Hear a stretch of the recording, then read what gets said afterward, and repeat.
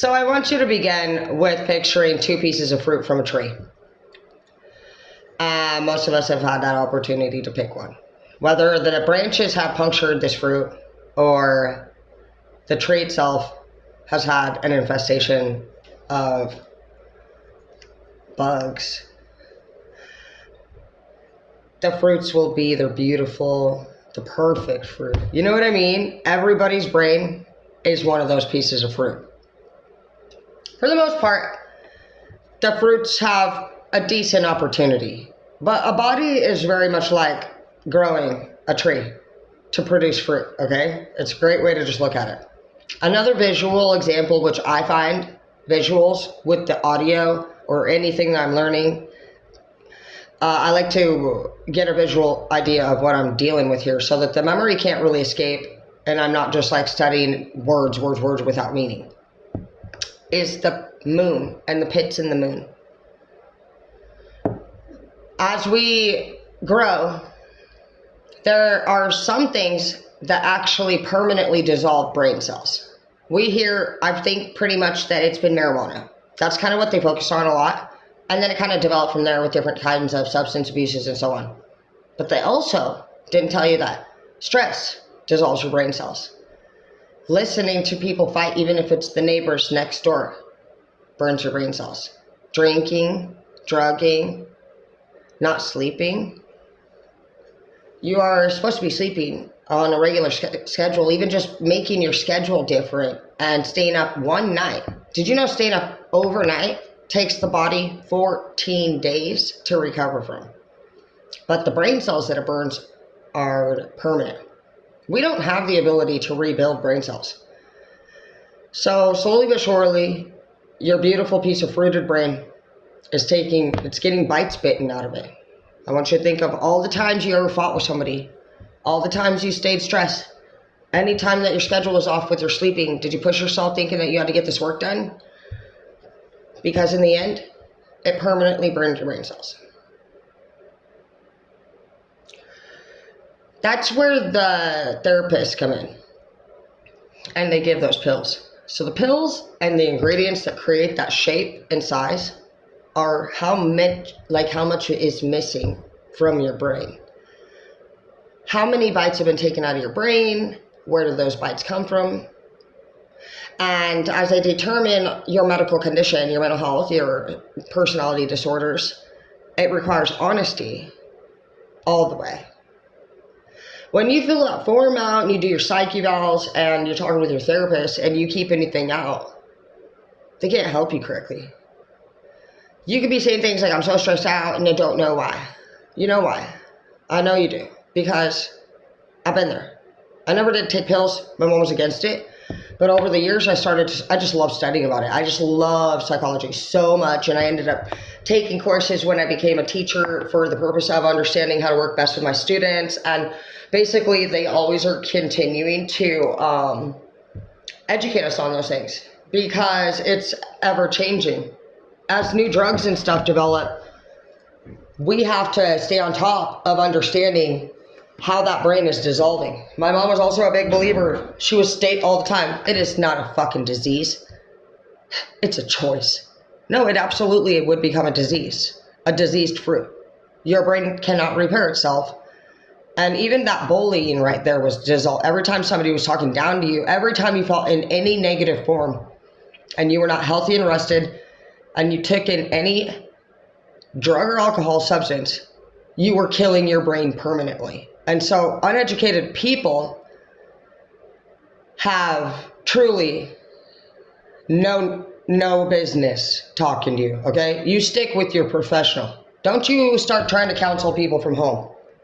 We really don't know what we're doing and what we're talking about. And so as you do work with your therapist, if you can find one that you trust, we have not probably ever. Can you really say that we've ever actually revealed everything 100%? No, because we could be in a relationship. And so it's like, maybe you're a parent and you're like, if I say that, I could get CPS involved. I'm scared to say that my boyfriend's beating me up, you know. You may not even say that your boyfriend's beating up. Sometimes we even try to go to couples counseling with that partner to see if we can help the relationship because we love them, because we don't understand codependency and stuff like that yet. And so in there, when they're looking at you and your eyes are all just like lost, and you know that you want to say this guy's beating me up or this girl's beating me up, and they're sitting there chill as fuck looking at you like, yep, this is what I have to deal with.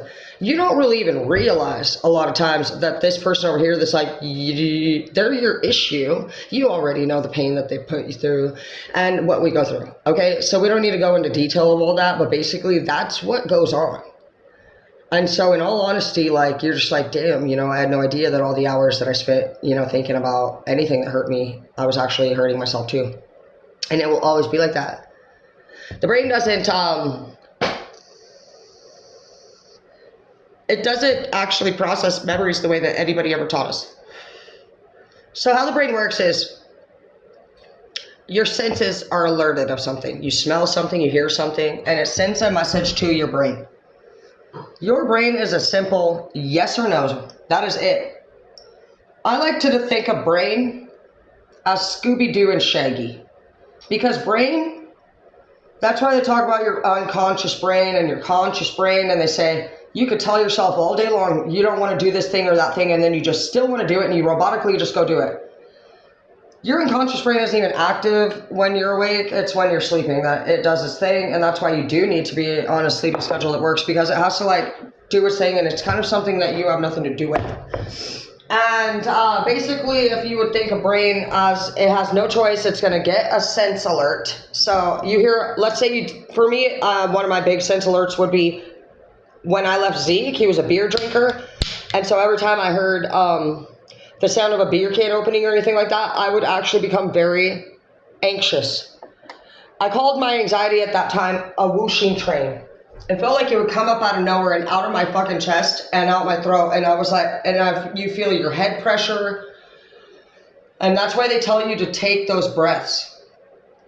When you become stressed and tense and short with your words, you lose oxygen. And so a lot of us, when we live in our masculine and defensive energy, are not going to sit down and do yoga type things. Martial arts may work better for you, becoming like an airbender and working on balance, knowing that balance is a section of 6 things, and so on. And so we do a lot of that education in our class. And I want you to know that all of you matter, no matter where you're at with life and anything that you've been through, it still matters just as much as anybody else. You matter very much. And a lot of you guys just don't understand like the different components of like the human body. And it's obviously such an amazing thing. Maybe go watch that Disney movie where they have all those different human body parts like kind of going on inside of the body and talking a little bit. You may go watch any type of like educational fun video and just kind of like learn like, what does the brain do? What is the ego? What is the soul? What is the heart? Who am I? You're all one identity. And then you have to figure these things out. And so nobody really breaks that down. They're always like, get better. You don't have a plan of action with a deadline. To get better, you need to have a plan of action. Just like if you were to get written up at work. You're not going to have a manager come pull you in at work and get away with telling you, or a therapist. Anyone with a license cannot talk to anybody like that, by the way. It's illegal. We'd be fired. We're not allowed to talk to you like that. And so it's interesting how all the people that bullied us the most literally talked to us terribly, and they did not have an educated form of doing so.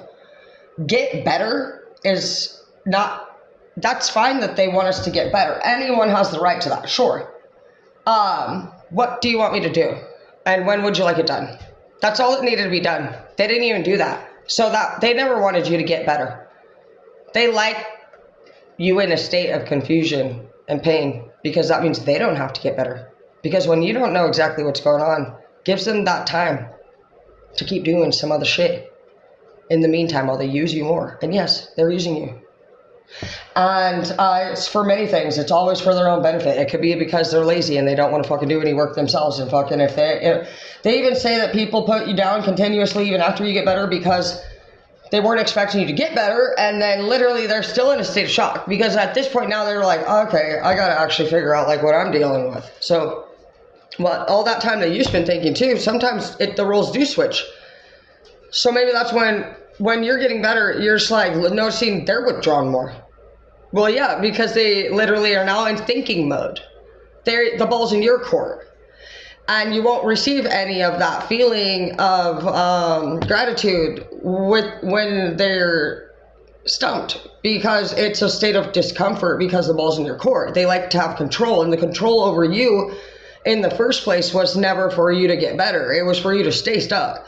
Because as long as they can walk all over you and this person and this person and act like everything's everybody else's fucking fault and they have to take care of everybody, they're really busy, right? They're a day saver. That's the only way they can look good, is by literally making sure that everyone else looks like they're all fucked up.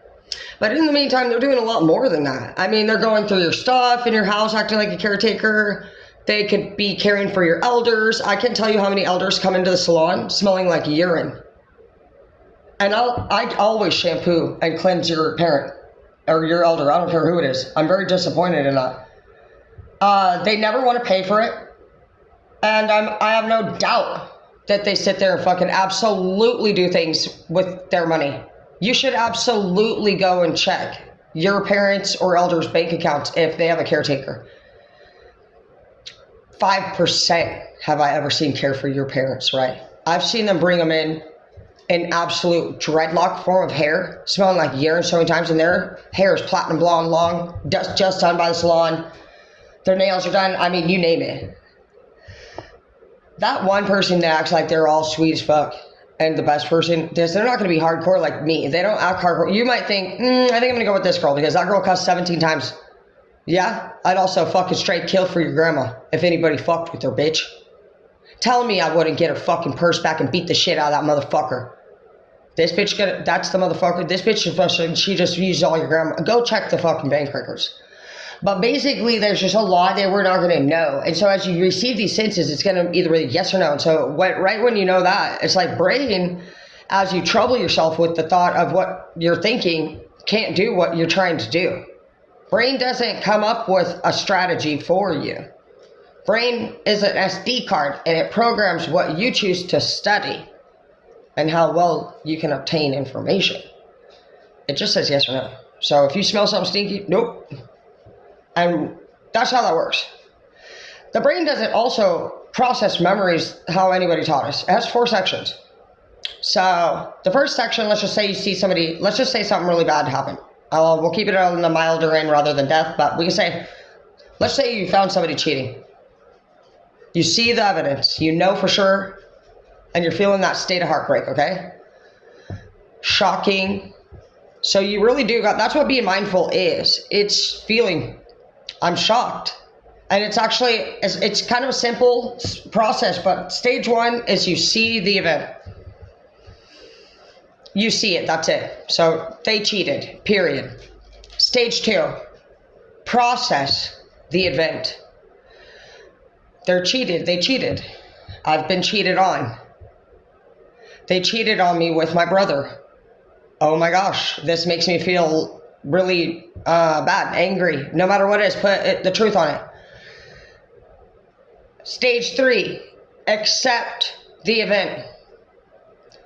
Okay, I've been cheated on. So this is a terrible feeling. I understand that.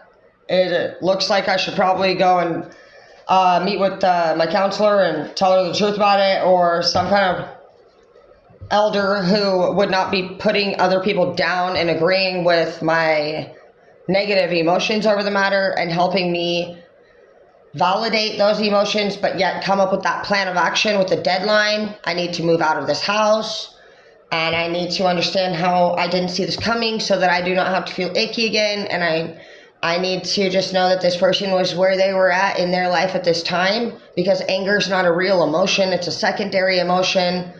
So what would my first emotion be? I'm hurt. I loved this person.